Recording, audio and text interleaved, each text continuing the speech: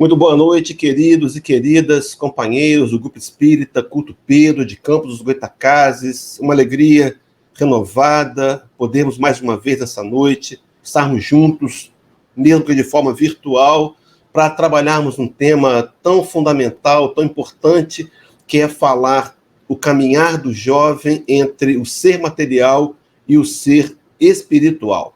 Essa proposta feita pela Casa está inserida naquele tema central do mês, que falamos sobre jovialidade e maturidade, plenitude da alma. Eu me lembrei de uma frase que diz que maturidade é a arte de viver em paz com aquilo que não podemos mudar. É claro que esse conteúdo de aprendizado, ele só vai nos sobrevir com o tempo, mas é claro que também vai exigir de cada um de nós esforços. Então eu quero caminhar nessa linha de raciocínio e apresentar aqui sugestões de como nós podemos fazer para orientar os nossos jovens nessa caminhada.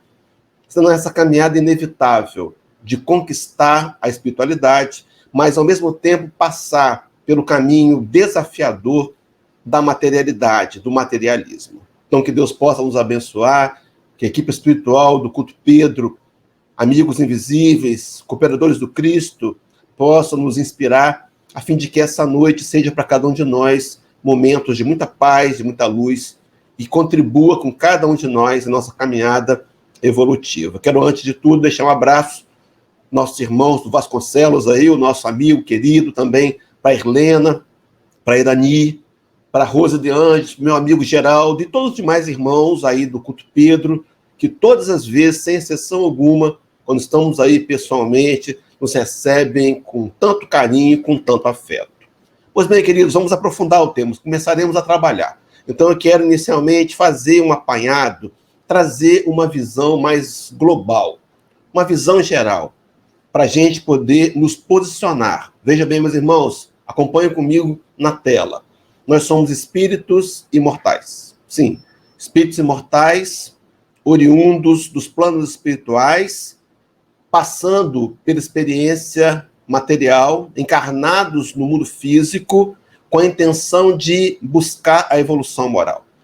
Esse pensamento é básico, é revelação espírita. Então estamos aqui encarnados em busca de evolução moral. Na verdade, em busca de aprender a amar. Ou até mais ainda, em busca de desenvolver amor. Então, meus irmãos e minhas irmãs, primeira informação importante dessa noite. Nós estamos aqui encarnados para aprender a amar, para desenvolver o amor. E esse desenvolvimento do amor, ele vai acontecer nos laboratórios dos relacionamentos.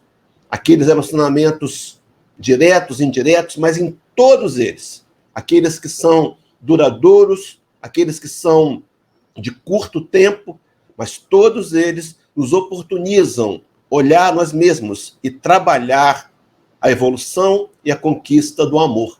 Então, os nossos compromissos podem e são indiretos, mas muitas vezes são compromissos diretos, assumidos num processo, num projeto de planejamento reencarnatório, onde decidimos, pedimos para encontrar corações, a fim de criar reparações, a fim de amá-los e resolver, talvez, algumas questões pendentes do passado.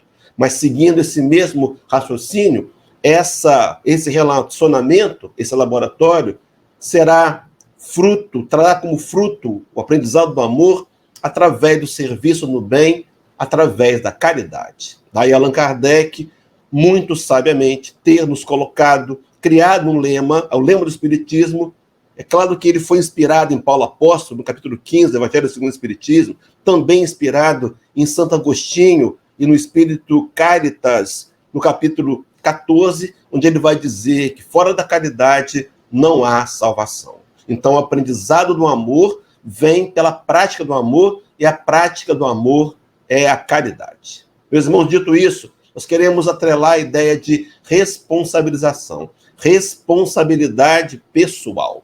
É claro que todos nós temos as obrigações para com o outro. É a questão 132 de O Livro dos Espíritos, onde Kardec nos perguntaria à espiritualidade qual o objetivo da encarnação dos espíritos. E lá está dito que o primeiro objetivo seria trabalhar a evolução moral, buscar o progresso através do aperfeiçoamento moral para chegar à perfeição.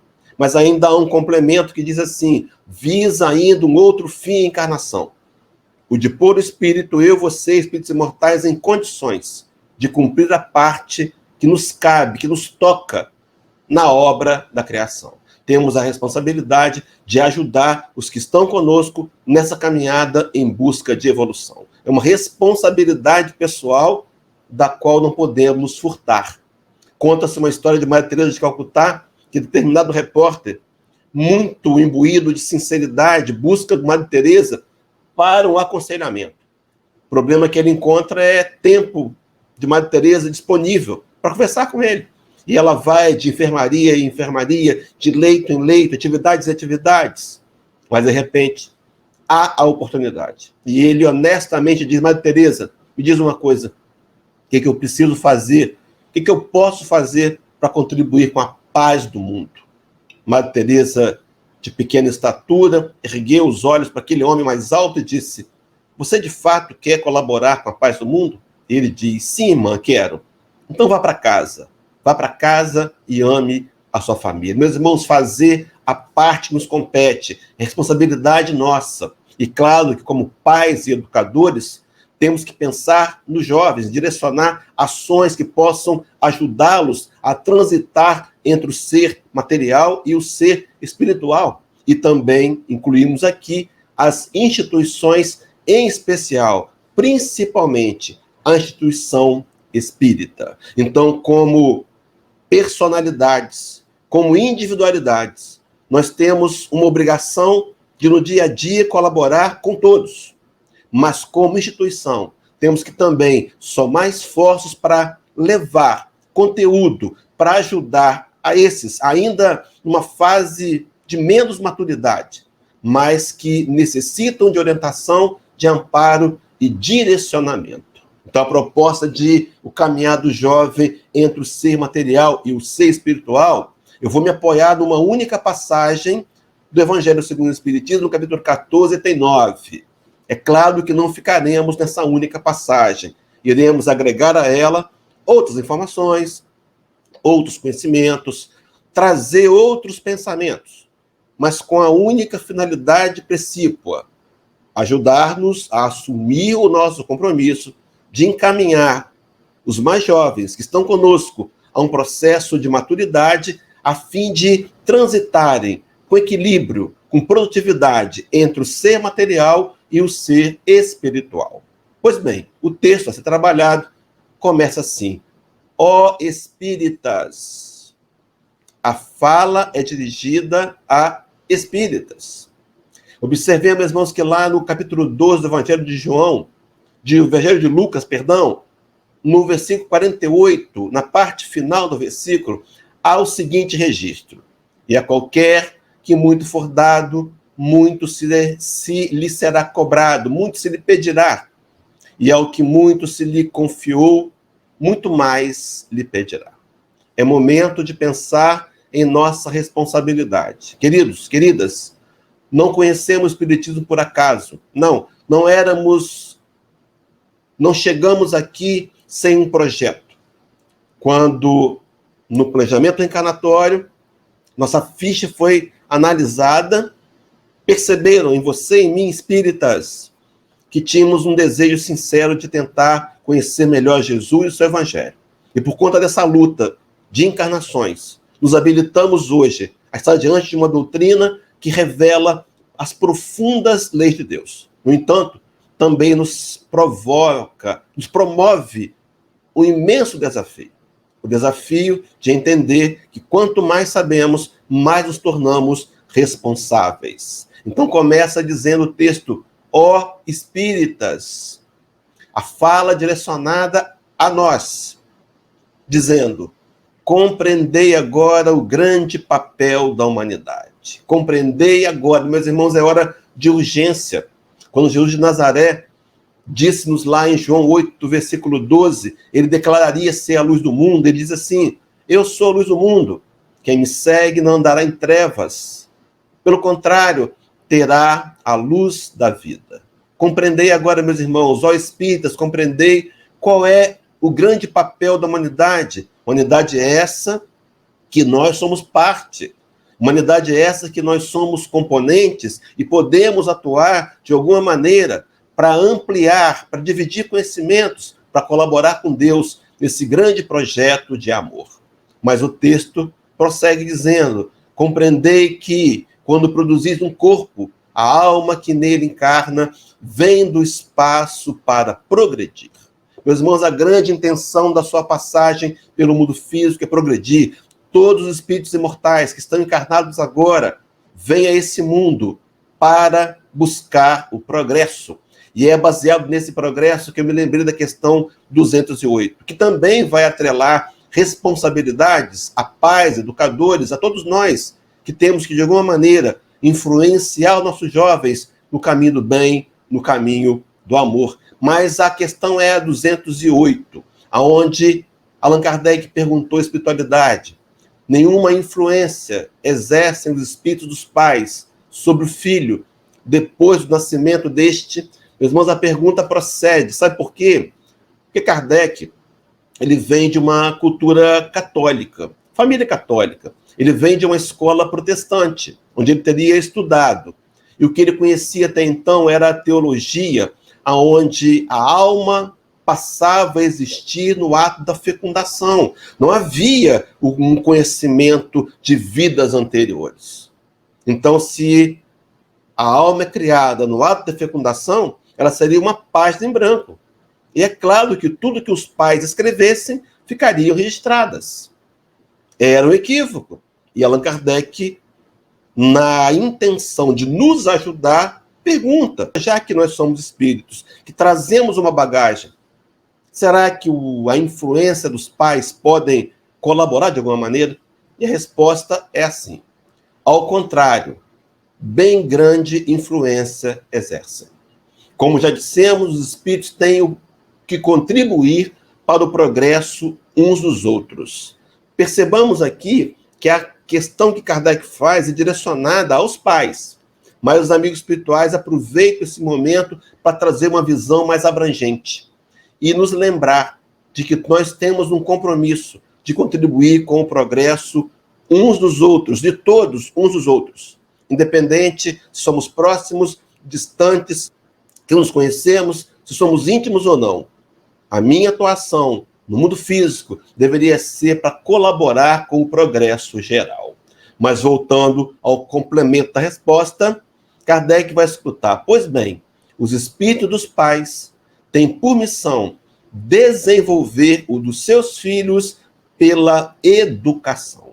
Kardec escuta que aos pais, educadores, quem sabe, poderíamos até estender as instituições, têm a missão de desenvolver o espírito dos seus filhos. E veja, meus irmãos, pela ferramenta da educação. A gente vai trabalhar um pouco mais para frente essa questão da educação, mas eu queria antecipar aqui que não há maneira melhor de educar uma pessoa, um filho, ou o que quer que seja, se não for por meio do exemplo.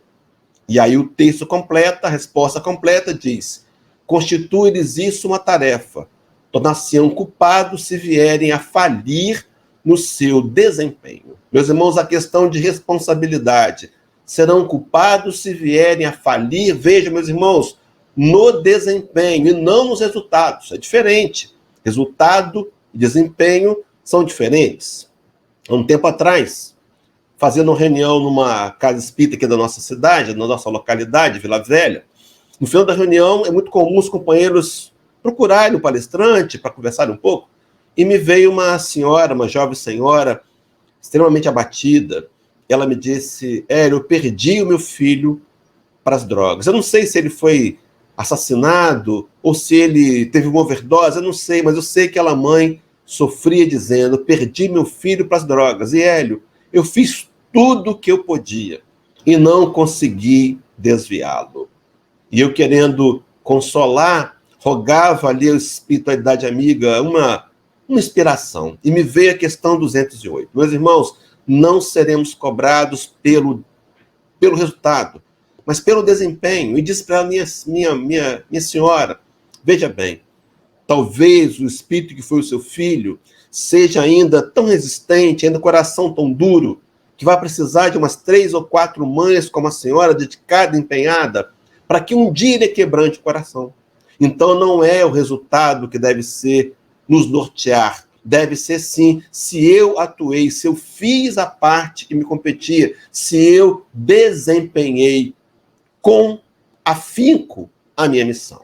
Porque muitas vezes os resultados, se forem percebidos, podem trazer-nos culpa, e culpa não é um sentimento bom. Na verdade, podemos nos sentir isentos de culpa se olharmos para o desempenho e percebermos que o cumprimos. Então, voltando ao capítulo 14, item 9, ó espíritas, compreendei agora o grande papel da humanidade.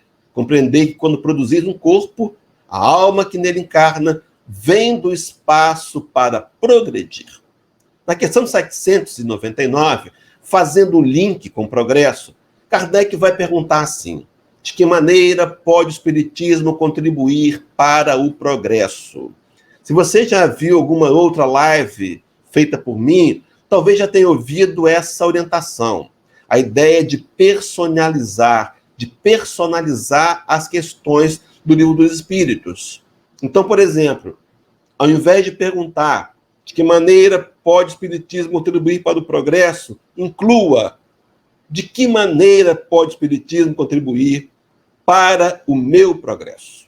A resposta, meus irmãos, que era para todos, passa a nos ser direta. Diz assim os Espíritos: destruindo o materialismo, que é uma das chagas da sociedade, ele, o Espiritismo, faz com que os homens compreendam aonde se encontram os seus verdadeiros interesses. Destruir o materialismo. Então, o caminho do jovem entre o materialismo, entre a vivência material e entre o ser espiritual, vai passar inevitavelmente por um trabalho onde ele tem que resistir às tendências naturais de estarem encarnados no envoltório material e de estarem vivenciando como sendo matéria. No entanto, quando nós pensamos em verdadeiros interesses, a gente entende que quanto mais destruímos o materialismo, mais nos encontramos com a realidade espiritual. Queridos e queridas, escutemos de novo com o coração. A nossa grande proposta, está encarnados aqui, é aprender a amar. Nós estamos aqui, é claro que temos interesses materiais. Temos que ser previdentes, cuidar das coisas que possuímos, do próprio corpo, mas temos que entender que os nossos verdadeiros interesses estão linkados à realidade espiritual. Daí, o Rabi da Galileia, no grande Sermão da Montanha, onde ele vai nos apresentar as bases de sua doutrina, ele vai nos orientar no capítulo 6, versículo 20 e 21, a buscar, a juntar os tesouros dos céus. Meus irmãos, que tesouros são esses? Senão a aquisição de valores espirituais, a paciência, a tolerância, o amor incondicional, o perdão, dentre tantos outros. Voltemos ao texto, o único texto, com periféricos, capítulo 14, item 9, volto a dizer: interai-vos, ó espíritas, dos vossos deveres e ponde todo o vosso amor em aproximar de Deus essa alma que você criou um corpo e vem do espaço para progredir, ponto e vírgula, tal a missão que nos está confiada, e cuja recompensa recebereis, veja, meus irmãos, se fielmente a cumprirdes. Ó espíritas, interai-vos. Qual o significado de inteirar? Eu fui até o dicionário, vai dizer que inteirar é informar, é tomar conhecimento de alguma coisa, é passar a saber. Meus irmãos, por mais que não tenhamos o conhecimento latente, sólido, a responsabilidade continuará sendo a mesma. Suponhamos que eu tenha ido para campus, suponhamos que seja presencial a reunião, eu tenha tido a alegria de ir para campus e eu venho andando na velocidade acima da permitida. Eu não sabia, mas a multa, a sanção da lei me sobrevirá. Sim, porque independente do conhecimento ou não, nós estamos burlando a lei de Deus e angariando infelicidade. No entanto, eu preciso ter informação. E quando eu me informo, eu me torno mais responsável. Porque esse conhecimento, tomar conhecimento, é uma escolha. Veja, meus irmãos, na fala de Jesus, em João 8:32, muito conhecida, quando o Rabi da Galileia vai dizer assim: conhecereis a verdade, e a verdade vos libertará. Meus irmãos, conhecer a verdade aí, nesse sentido mais profundo, teria várias possibilidades de entendimento. Mas eu queria que você entendesse que conhecer a verdade liberta. Eu coloquei um asterisco na tela, quero que você guarde para mim, que eu vou resgatar esse texto daqui a pouco, para fazermos um complemento de ideia. Mas antes disso, conhecereis a verdade, esse conhecereis tem a tônica da fatalidade. Inevitavelmente, um dia conheceremos a verdade. Inevitavelmente, nesse caminho entre o ser material e o ser espiritual, que ainda somos, vai passar por um conhecimento. E nós, inevitavelmente, o conquistaremos. É uma fatalidade. No entanto, o conhecimento, esse conhecereis, depende de uma atitude. Atitude é essa que nos cobra de novo a responsabilidade. Buscar o conhecimento, meus irmãos, exige dedicação, reservar um tempo, programar a agenda, adquirir livros, participar de lives, quando a casa voltar presencialmente, ser assíduo, responsabilidade de cada um de nós.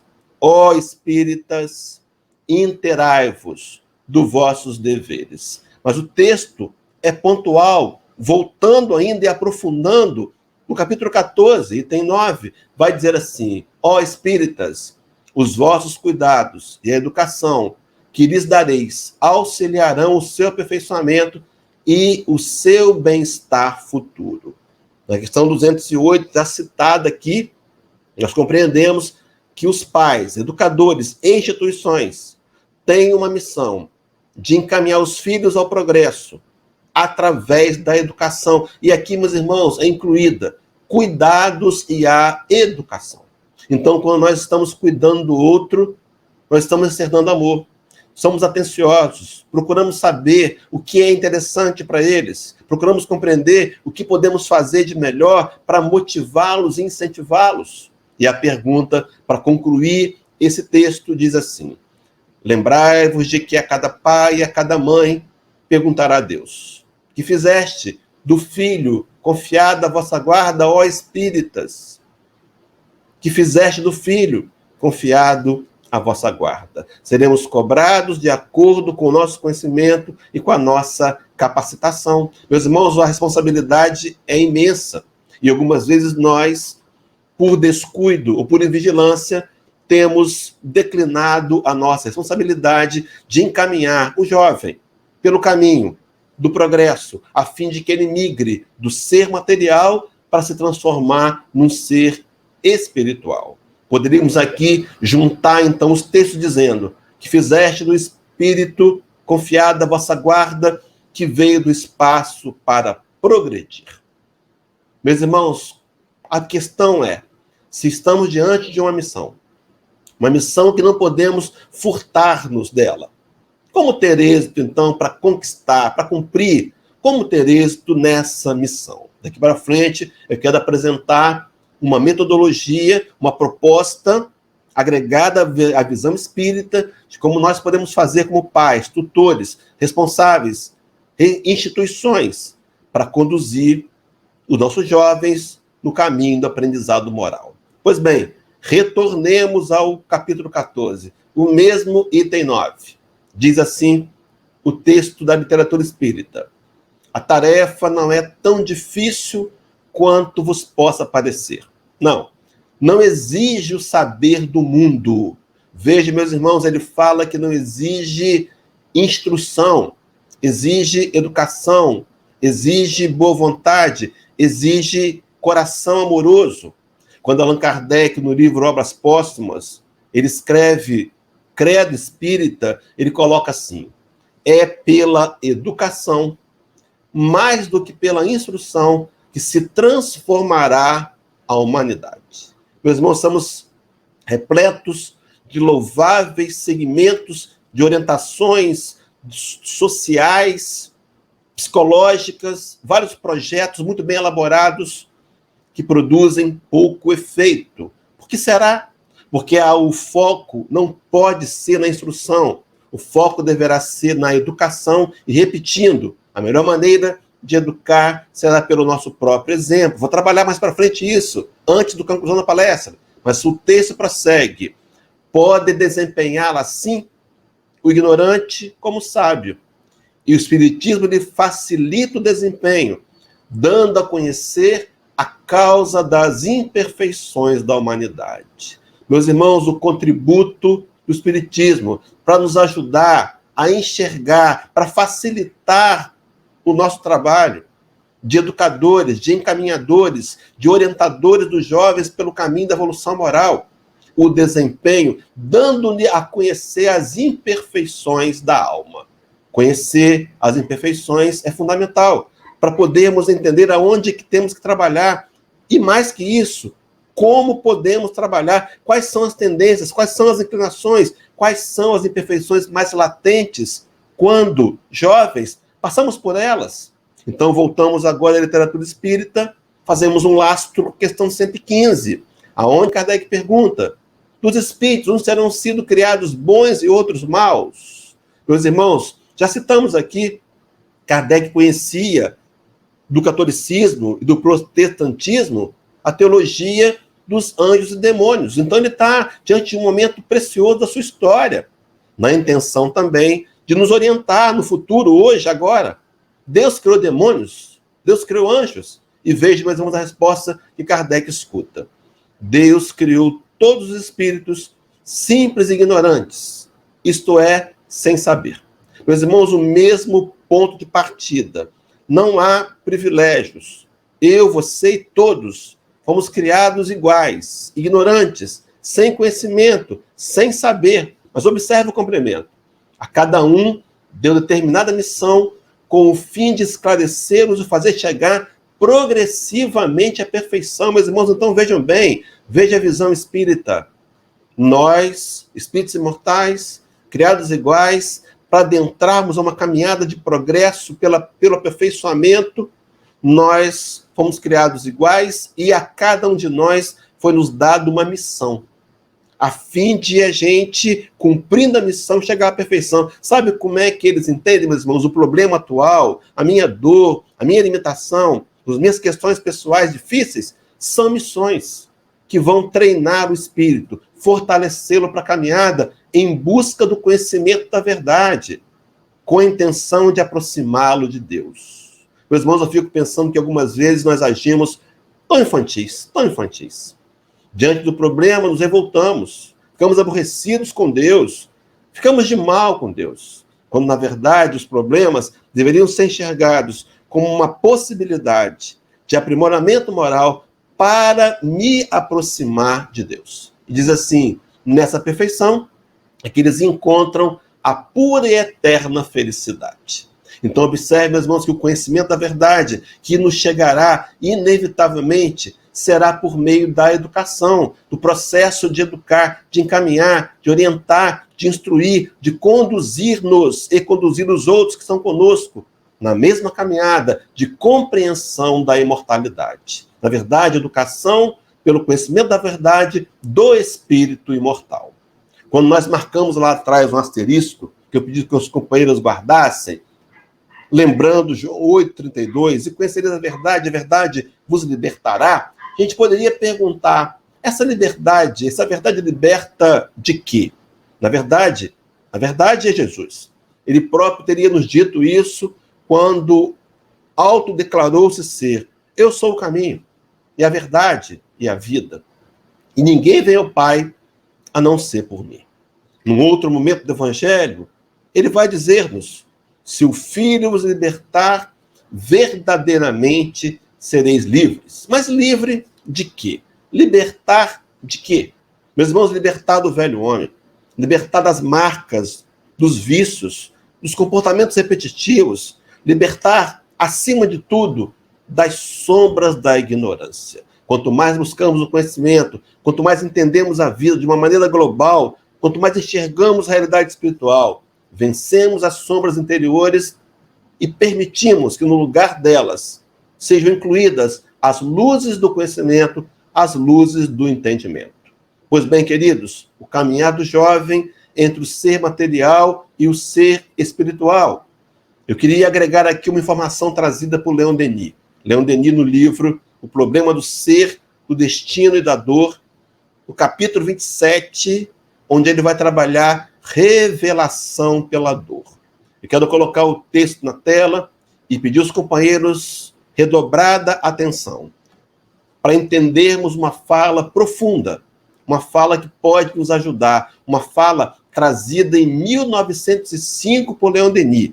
Ele coloca assim: vivemos em tempos de crise, 1905, para que as inteligências se abram às novas verdades, para que os corações falem, serão necessários avisos ruidosos. Vivemos em tempos de crise. Então é preciso, para que as mentes, os corações se voltem para as verdades, passar pelos avisos ruinosos. Não temos experimentados? Quantas vezes, meus irmãos, é esse aviso ruinoso, é essa dificuldade que nos desperta, que nos faz retomar a direção do progresso? Quantas vezes nos desviamos? Uma frase de Chico Xavier que hoje, faria 19 anos, são 19 anos do desencarne do companheiro, do venerando. Chico Xavier diria numa frase até curiosa: a evolução moral é líquida, só podemos conquistá-la desidratando, ou será através das lágrimas do sofrimento, ou através do suor do trabalho. Quantas vezes furtamos ao trabalho, e o trabalho primordial, construir o reino de Deus dentro dos nossos próprios corações. E porque fugimos desse trabalho, a amiga dor bate-nos a porta, nos convidando a retomar. Por isso, meus irmãos, o momento difícil talvez seja encarado como uma possibilidade de retomar a nossa verdadeira direção para aproveitar a encarnação e transformá-la numa encarnação vitoriosa. Mas prossegue Leon Denis dizendo assim: serão precisas as duras lições da adversidade, necessárias. Conheceremos dias sombrios e períodos difíceis. A desgraça aproximará os homens. Só a dor verdadeiramente lhes faz sentir que somos irmãos. Quantas vezes nutrimos uma aversão por alguém e quando ela passa por um grave problema, uma doença qualquer que seja, o nosso coração se quebranta. Meus irmãos, a dor é amiga. Joana de Ângeles, trabalhando na codificação espírita. Sim, Joana, capítulo 9, Evangelho segundo o Espiritismo, tem 7, trabalhando na paciência. Assina lá o Espírito Amigo, mas Divaldo Franco, no seminário, nos revelaria ser ela seu Espírito Amigo. A própria Joana. Joana vai nos dizer que a dor é uma bênção que Deus envia a seus eleitos. Mas o texto completo, eu quero atrelá-lo à questão 784, Livro do Espírito, onde Kardec perguntou: não parece que, pelo menos do ponto de vista moral, o homem está andando para trás? Ele está regredindo. E os espíritos dizem que era para Kardec observar o todo. Meus irmãos, quantas vezes uma visão pessimista, porque focamos numa pequena parte, mas a humanidade, como um todo, vem progredindo e progredindo extremamente muito. Sim, só para termos uma ideia, só um único exemplo, porque o tempo não permite nos delongar, um único exemplo. Há 133 anos, no Brasil, os ricos podiam ter uma escritura de uma outra pessoa. Nós podíamos escravizar. Era legal escravizar. No entanto, a humanidade vai evoluindo, as leis mudam, se aprimora a cor de Deus, e nós vamos aos poucos vencendo as injustiças. Mas dessa questão 784, os espíritos completam, respondendo a Kardec, dizendo assim: faz-se mister que o mal chegue ao excesso, para tornar compreensível a necessidade do bem e das reformas. Decorro com Leon Denis. A dor, a dificuldade, nos leva a compreender que é preciso fazer mudanças, que é preciso corrigir, que é preciso fazer as reformas. Pois bem, queridos, voltando a Leon Denis, ele completa assim: parece que as sociedades seguem um caminho orlado de precipícios. O alcoolismo, a imoralidade, o suicídio, o crime, a anarquia fazem as suas devastações. A cada instante surgem escândalos, despertando curiosidades novas, remexendo o lodo aonde fermentam as corrupções. O pensamento rasteja. A decomposição procede à renovação. Da fermentação social sairá outra vida, mais pura e mais bela. Ao influxo da ideia nova, a sociedade humana encontrará, de novo, a crença e a confiança. Levantar-se-á maior e mais forte para realizar a sua obra nesse mundo. Meus irmãos, tirar dos destroços, tirar da dor as lições profundas, imprescindíveis para crescimento do espírito mortal. Meus irmãos e minhas irmãs, tudo que nos acontece, sem exceção alguma, tudo tem como finalidade a evolução coletiva ou a evolução individual. Pois bem, queridos, levantar essa nova geração, levantar-se-á de forma mais forte para continuar a obra no mundo. No capítulo 18, item 27 da Gênesis de Kardec, o codificador vai abordar a geração nova e vai dizer assim: veja, meus irmãos, acompanhem comigo. Espíritos melhores farão que reine no seio da terra a justiça, a paz e a fraternidade. Nós sabemos, não o tempo nos permite, não nos permite agora, mas há uma migração de espíritos, muitos sendo deportados nesse momento de transição planetária para outros orbes, muitos de caráter libado chegando à Terra e muitos companheiros terráqueos de evolução moral reencarnando entre nós para dar seguimento, transformar uma geração para que ela possa ser justa, pacífica e fraterna. Mas os espíritos serão educados, meus irmãos. Será que nós temos feito a parte que nos compete nessa educação? Fecha-nos assim o capítulo 18, item 28. Cabe-lhe fundar a era do progresso moral. É a geração nova. A geração nova se distingue por inteligência e razão geralmente precoces, juntas ao sentimento inato do bem e a crenças espiritualistas, o que constitui sinal indubitável de certo grau de adiantamento anterior. Não se comporá exclusivamente de espíritos eminentemente superiores, não, mas dos que, já tendo progredido, se acham predispostos a assimilar todas as ideias progressistas e aptos a secundar o progresso da regeneração.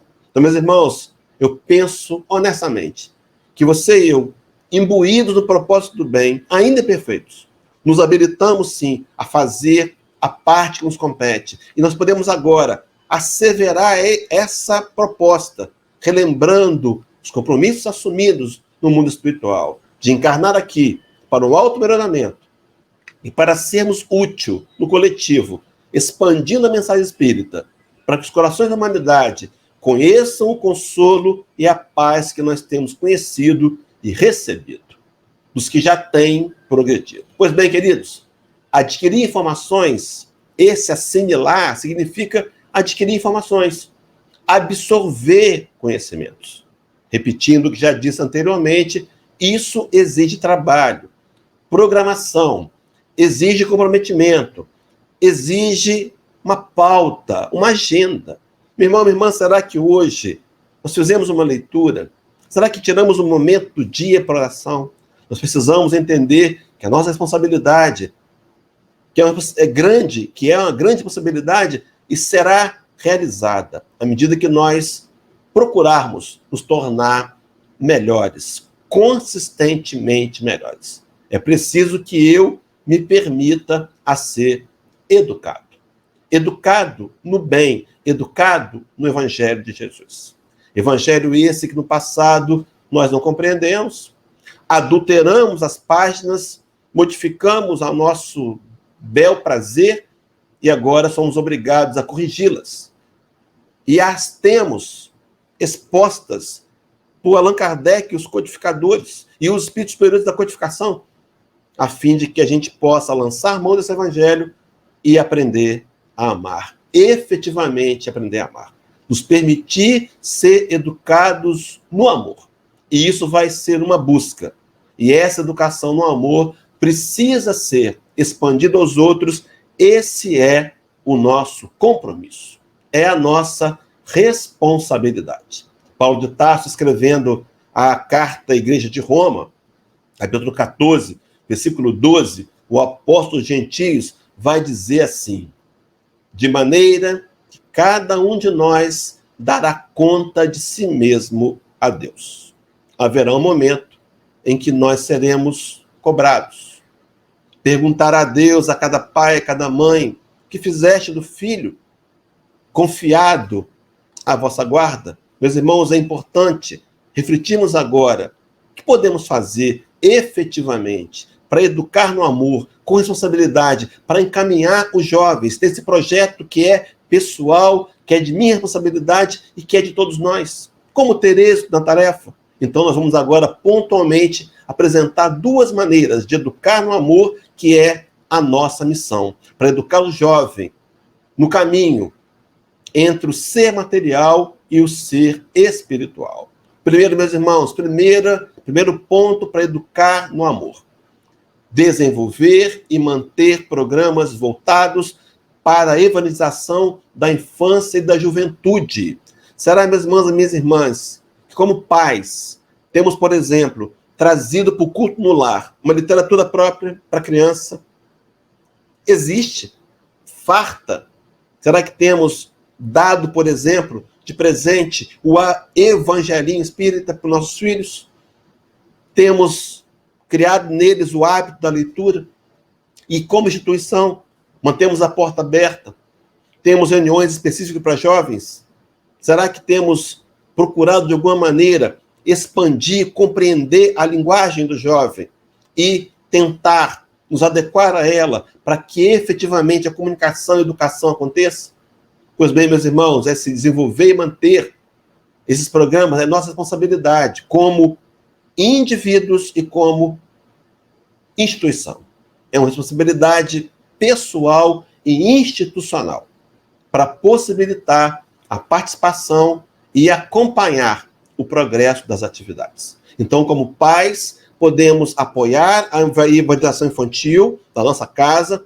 No momento não estamos sendo permitido isso, mas há uma educação à distância em algumas casas, mas apoiar, cobrar o exercício de casa, perguntar qual foi o tema, puxar pela criança, levá-lo frequentemente à reunião. E mais que isso, meus irmãos, apoiar os educadores.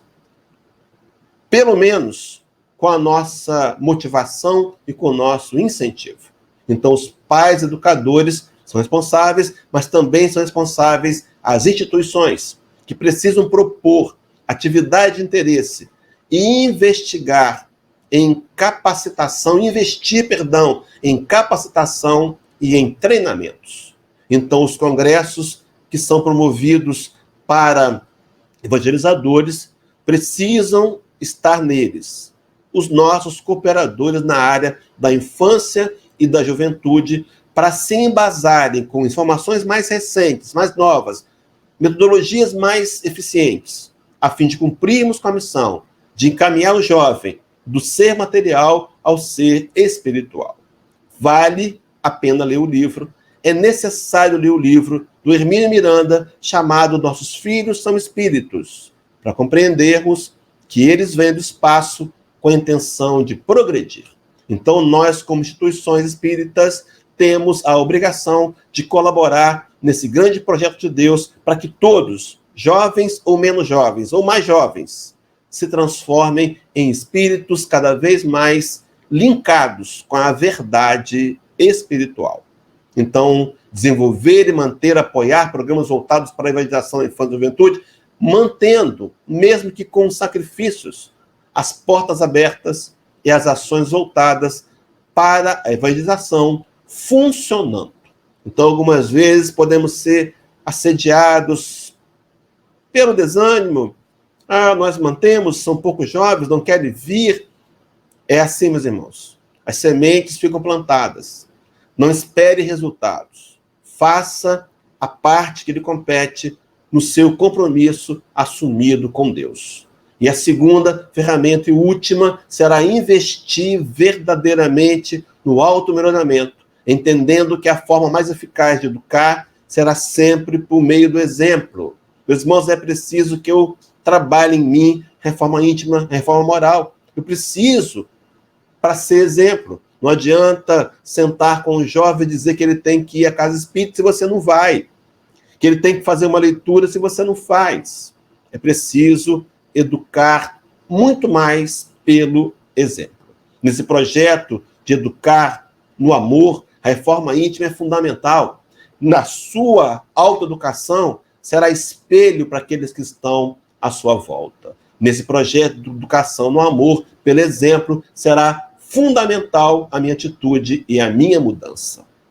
Há uma frase de um filósofo americano chamado Ralph Waldo Emerson, onde ele vai dizer que o exemplo é extremamente poderoso. A frase diz assim: o que você faz fala tão alto que as pessoas não escutam aquilo que você diz. Quero repetir, meus irmãos. O que você faz fala tão alto que as pessoas não escutam aquilo que você diz. É preciso que a minha atitude esteja respaldada no meu exemplo. Que aquilo que eu digo tenha coerência com o que eu faço, da maneira com que eu atuo, para que a minha verdade possa ser, de alguma maneira, um exemplo. Quero começar a concluir com uma página do Pão Nosso, na lição 53, Emmanuel coloca-nos assim: escutem, meus irmãos, pais trabalhadores e honestos formarão nos filhos a mentalidade do esforço próprio e da cooperação afetiva, ao passo que os progenitores egoístas e descuidados favorecerão nos descendentes a inutilidade e a preguiça. O caminhar do jovem entre o ser material e o ser espiritual é de nossa responsabilidade, meus irmãos, e vai passar pela educação, pelo amor. Vai passar pela educação do nosso alto amor, permitindo, então, que esse jovem se depare com suas próprias responsabilidades, um processo de maturidade que independe da idade, mas que o aproxima do sentimento do amor e, mais que isso, que aproxima-o de Jesus, o Rabi da Galileia. Para terminar, meus irmãos, a pergunta é: que fizeste do filho confiado à vossa guarda? Ó espíritas, que fizeste do filho? Saímos daqui, meus irmãos, convictos de que, como individualidade, como instituição, temos responsabilidades que precisam ser assumidas, e o nosso desempenho será uma recompensa por termos cumprido o nosso dever e o nosso papel de educar aqueles corações ainda imaturos, como fomos um dia, no caminho para aproximá-los de Jesus. Que possa o Rabi da Galileia nos abençoar, nos dar um final de noite de muita paz, de muita luz.